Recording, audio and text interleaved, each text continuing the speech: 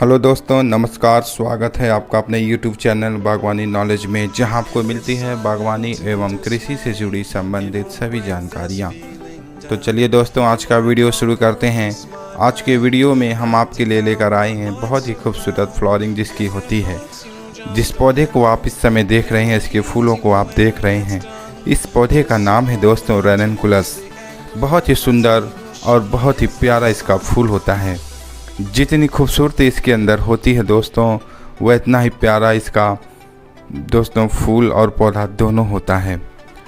तो इस पौधे को कैसे लगाएं दोस्तों, कैसे हम इसकी देखभाल करें, किस मौसम में इसको लगाते हैं, कौन सी खाद इसमें हम डालते हैं, इस वीडियो को अंत तक पूरा आप देखें दोस्तों। और यदि आपने अभी तक हमारे चैनल को सब्सक्राइब नहीं किया तो कृपया सब्सक्राइब और लाइक करना ना भूलें।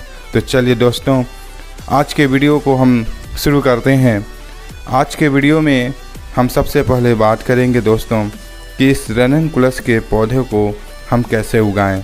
तो सबसे पहले रेननकुलस के जो सीड होते हैं, जिसको हम ट्यूबर कहते हैं, इस ट्यूबर को हम ऑनलाइन परचेस कर लें या जहां भी फूल की दुकान है उस वहाँ पे मिल जाएगा आसानी से। अब इस ट्यूबर को हम क्या करते हैं दोस्तों, इसको हम पानी में डालकर भिगो लेते हैं और पानी में डालने के बाद हम इसको मिट्टी को तैयार कर लेते हैं। मिट्टी में ऑर्गेनिक कंपोस्ट, बोन मिल और वर्मी कंपोस्ट, कोकोपीट, ये आसानी से हम इसको मिलाकर मिक्स कर लें। इसके बाद हम जो ट्यूबर हमने भिगोया था दोस्तों तकरीबन 12 से 14 घंटे का, इस ट्यूबर को हम पानी से निकाल लेते हैं। अब यह ट्यूबर हमारा तैयार है लगाने के लिए। सबसे पहले गमले को हम सिलेक्ट करते हैं और इसमें गमले में जो नीचे छेदे होते हैं उसको ढकने के लिए हम कंकड़ का इस्तेमाल करते हैं। उसके बाद हम इसमें बनी हुई मिट्टी जो है इसमें हम डाल लेते हैं दोस्तों। और जो ट्यूबर हमने लगाया, पानी में भिगोया था, अब उस ट्यूबर को क्या करते हैं, हम 1 से 2 जैसे भी गमला हो साइज़ के अनुसार इसको हम अपने गमले में ट्रांसप्लांट कर लें। अब इसको क्या करना है, ट्यूबर को लगाने के बाद विशेष ध्यान रखें दोस्तों, बहुत ज़्यादा नीचे भी ना हो ट्यूबर, जर्मिनेशन में दिक्कत आती है।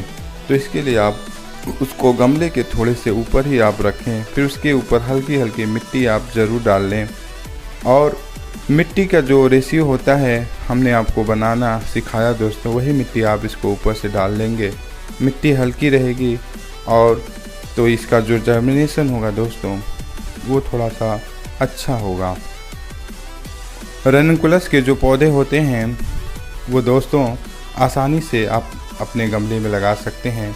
आप देख रहे हैं कि ट्यूबर को लगाने के बाद जैसा कि हम इसको हल्की सिंचाई कर दें, जिससे हमारे मिट्टी में पर्याप्त नमी हो जाए, जिससे जमाव में उसको मदद मिले।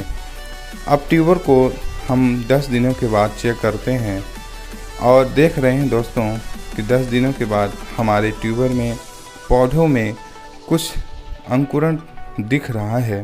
थोड़ी थोड़ी अंकुरण की मात्रा बढ़ जाएगी। फिर उसके बाद हम अपने मिट्टी को भी जांच कर लें कि मिट्टी में नमी की मात्रा तो बराबर है। फिर उसके बाद हम देखते हैं कि 10 से 12 दिनों के बाद ट्यूबर में, उसके जो बल्ब में कुछ पत्तियां थोड़ी थोड़ी निकलना शुरू हो जाती हैं और उसके जो बड में हैं दोस्तों, देखते हैं पत्तियां अब धीरे धीरे खुलना शुरू हो जाती हैं।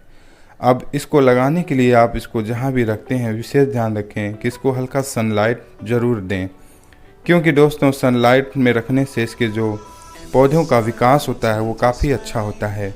यदि आपको पानी कम लगे तो गमले में आप आवश्यकता के अनुसार इसमें आप पानी डाल सकते हैं, क्योंकि यदि ट्यूबर के जमाव के समय पौधे में नमी अगर नहीं है दोस्तों तो पौधा आपका जल्दी तैयार नहीं हो पाता।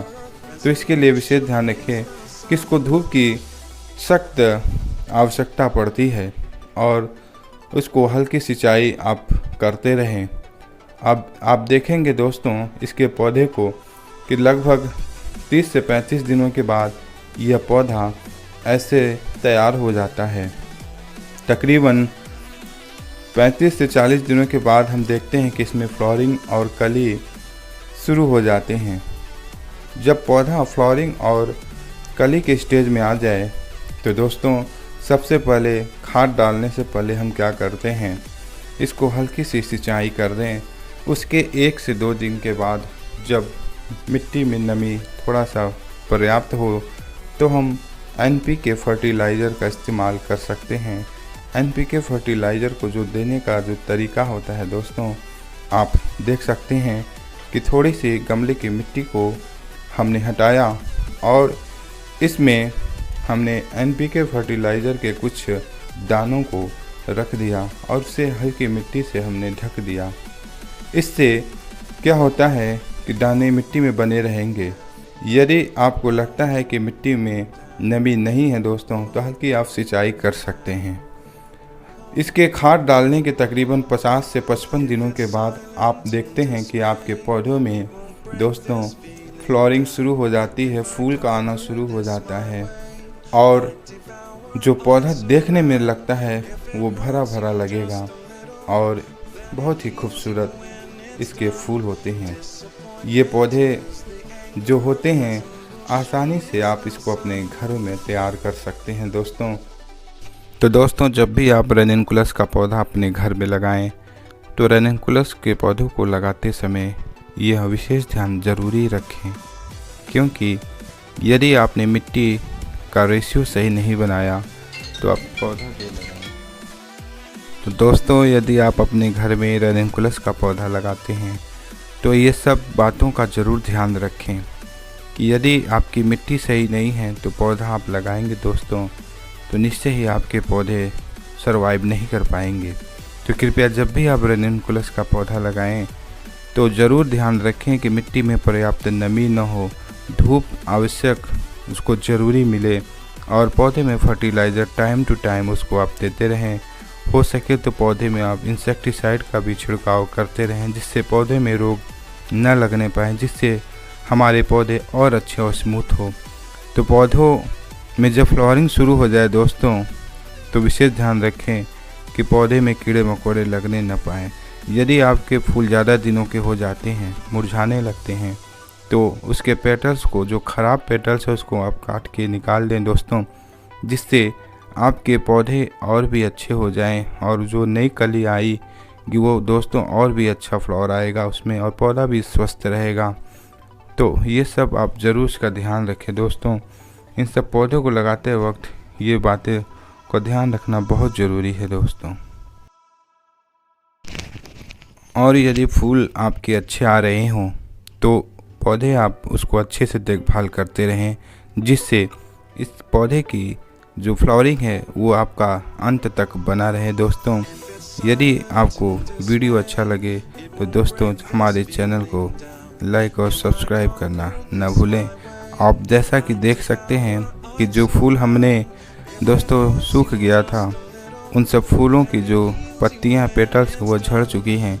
अब इनके डंठलों को आप जो बेकार हैं उसको काट कर निकाल दें, जिससे पौधे हमारे हरे भरे रहें और इसको फर्टिलाइज करके आप पौधे को हल्की धूप में रख दें, जिससे ये पौधे जो हैं फिर फ्लावरिंग के लिए तैयार हो जाएं। धन्यवाद दोस्तों।